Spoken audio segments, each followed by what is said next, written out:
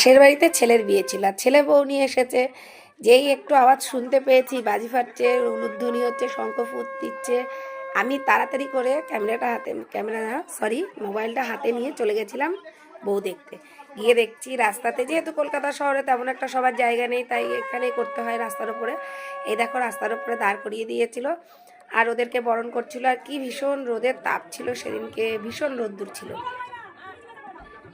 তারপরে ওদের যা যা নিয়ম, অনেক নিয়ম পালন করলো দেখলাম। এত নিয়ম আমাদের নেই। এই পাশে হচ্ছে দুধ জাল দিয়ে রেখেছিল, সেই দুধের হাঁড়িটা আবার ফেলতে হলো ওদেরকে। তারপরে ওরা গেট দিয়ে যেই ঘরে ঢুকতে গেছে, এবার কিন্তু সবাই মিলে গেট ধরে নিয়েছে, আর ঢুকতেই দিচ্ছে না। কি মজা!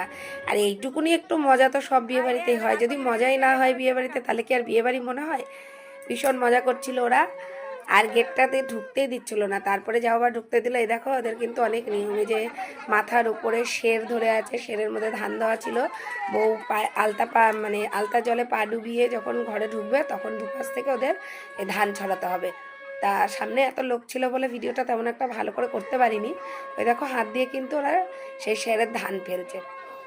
তারপরে তো মা বাবা একটু মায়ের কাছে গেল, বৌমা গিয়ে মাকে একটু নমস্কার করলো, শাশুড়ি মাকে।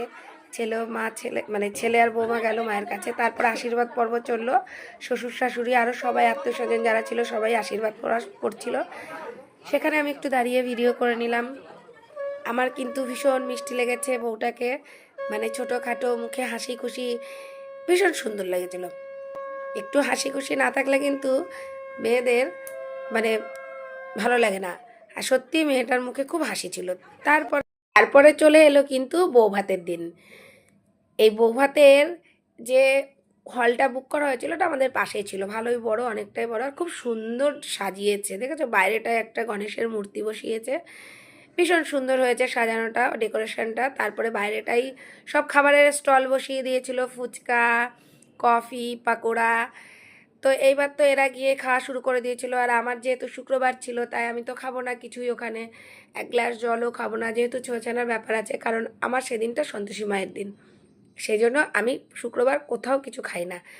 তারপরে এখান থেকে আমি চলে গেলাম আস্তে আস্তে ভিতর দিকে। ভিতরে এই যে ঢুকতে ঢুকতে দেখছিলাম এরা সব নাচ করছিল, বেশ সুন্দর লাগছিল। দেখো নাচতে নাচতেই ঢুকছে এরা, কিন্তু ভালোই লাগে। একটু বিয়েবাড়িতে যদি নাচ গান না হয়, তাহলে কি আর বিয়েবাড়ি মনে হয়? তারপরে বাদিকে ছিল এই যে সব কোল্ড ড্রিঙ্কস, সফট ড্রিঙ্কস। আর ভেতরে ডেকোরেশনটাও কত সুন্দর করেছে, কত সুন্দর। আর বিয়েবাড়ির সব থেকে দেখার জিনিস হলো সবাই কেমন সেজেছে।